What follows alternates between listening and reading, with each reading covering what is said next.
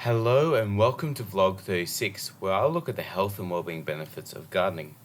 My name is Dr. Jonathan Yodi Kingsley, and I'm a Senior Lecturer of Health Promotion at Swinburne University of Technology. As I mentioned last year, I'll be doing vlogs sporadically to share some of my latest research when it is published. As I always like to do, I'd like to acknowledge that I'm in the lands of the Bunurong people and pay respects to elders past and present. Today, I wanted to share a really enjoyable and important paper I wrote linking gardening with housing, socio-economic position, and health, published in Landscape and Urban Planning last month. I did this with a fantastic authorship group at Swinburne University in the Centre for Urban Transitions the article's titled, Housing and Gardening, Developing Health Equity Focused Research Agenda.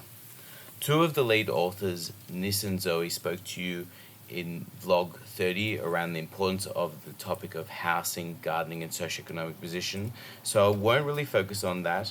I'll kind of highlight the key points of this perspective paper. So what I'd like to mention are this. Encouraging greater participation in gardening may have a broad-ranging societal benefits, particularly for population health, and I've mentioned that over the last 35 vlogs, or 36 vlogs now.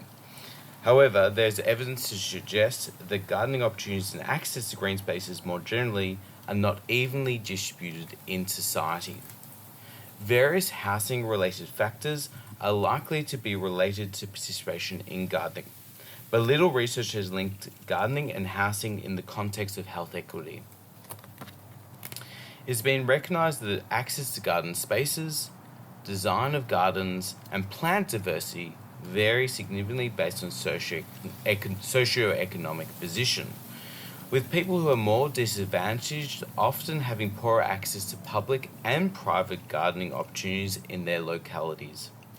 However, it must be flagged that limitations on gardening opportunities may not be confined to people of lower socioeconomic position and may be due to density of housing or where someone works and their opportunity to garden afterwards. So we have to be careful when we're making these statements.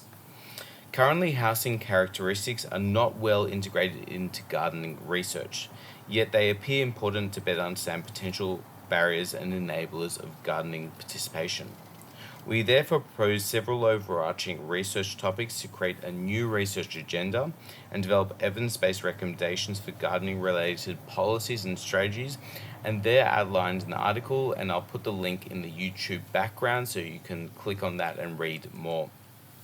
So to kind of conclude, we say policies and programs to increase private and public gardening at the very least need to be inclusive of people who do not own their own home and people of low socioeconomic status, and be aware of other housing characteristics which may impact gardening participation.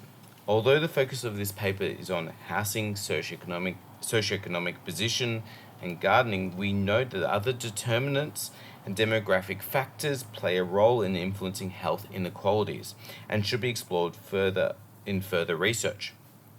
Until we collect the evidence to understand this topic better, we will be approaching this issue based on assumptions drawn from related fields of evidence. Thank you for listening and digging into your health and well-being.